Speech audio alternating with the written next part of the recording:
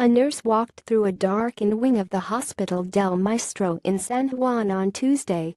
Victor J. Blue for the New York Times. To the editorial. Frantic efforts for the ailing in Puerto Rico. Front page, September 27. The governor of Puerto Rico and the mayor of San Juan could not be more clear about the gravity of the disaster that's befallen their island. The efforts of the Federal Emergency Management Agency, the Coast Guard, the National Guard and other branches of local, state and the federal government are substantial and impressive.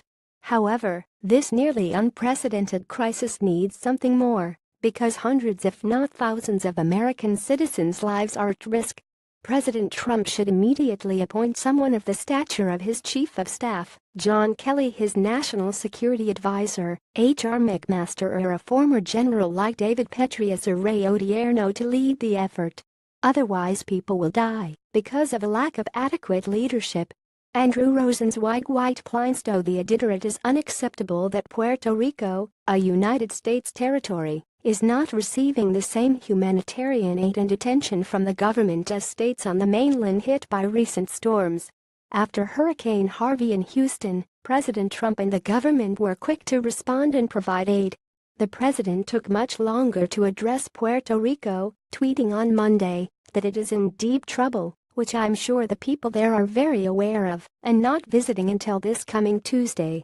This is yet another injustice the people of Puerto Rico have to face as the United States treats them as second-class citizens. Without the right to vote in federal elections, they are left powerless, and the effects of this lack of voice and power are apparent in the government's reaction to this catastrophe. Puerto Rico deserves and needs representation in the United States government, although it is a tragedy that it took such an event to bring attention to this. Amanda Butcher, Diablo, Calif.The writer is a high school senior. To the editor. In response to the devastation of Puerto Rico's electrical infrastructure, the island should seek help in seizing an opportunity that would yield jobs and a more robust and dependable power supply.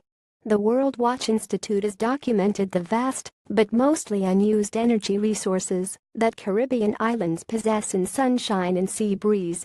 Why should these islands rely on brittle centralized electric grids and buy imported fossil fuels when electricity could flow through flexible community grids based on locally harvested wind and solar energy?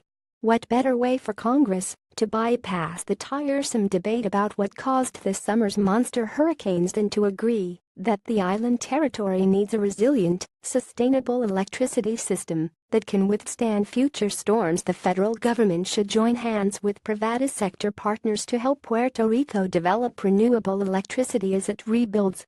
Robert Engelman, Washington writer, is a senior fellow and former president of the World Watch Institute, an environmental think tank.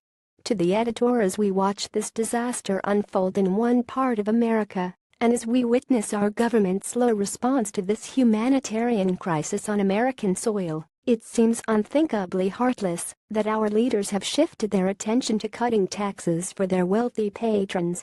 Frank Hadrill, Brooklyn. A version of this letter appears in print on September 29, 2017, on page A24 of the New York edition with the headline "Relief Efforts in a Battered Puerto Rico."